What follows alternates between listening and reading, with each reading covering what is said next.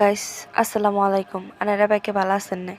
তো আজ জান্নার গুলো আর নতুন আরেকখান ভিডিও লো চলে এলাম। আজ জান্নার গুলো রান্ধি দেখামো সিমের বিচির তরকারি।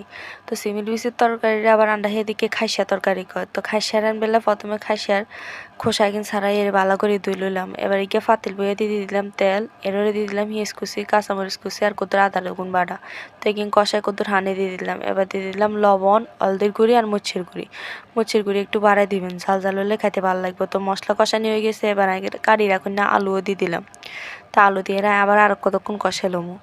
তার কষানি হয়ে গেছে, এবার দিয়ে দিলাম সিমের বিচিগুলো। সিমের বিচিগুলো দিয়ে আরও ধরেন 5 মিনিটের মতো কষামো। তো উপরে দিয়ে আরও কখন টমেটো কারিয়াই দিয়ে দিলাম, যাতে টমেটো দিলে একটু স্বাদ বেশি হয় আর টমেটো যে কোনো তরকারির টেস্ট বেশি করে।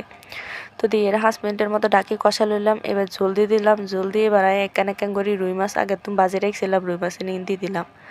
তো রুই মাছ দিয়ে বানায় অপেক্ষা করবো বলক আইবের লাই।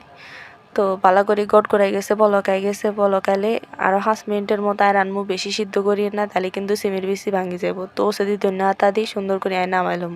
তো দেখছেন না সিমের বিচির তরকারি কিন্তু কত লোভনীয় হয়েছে।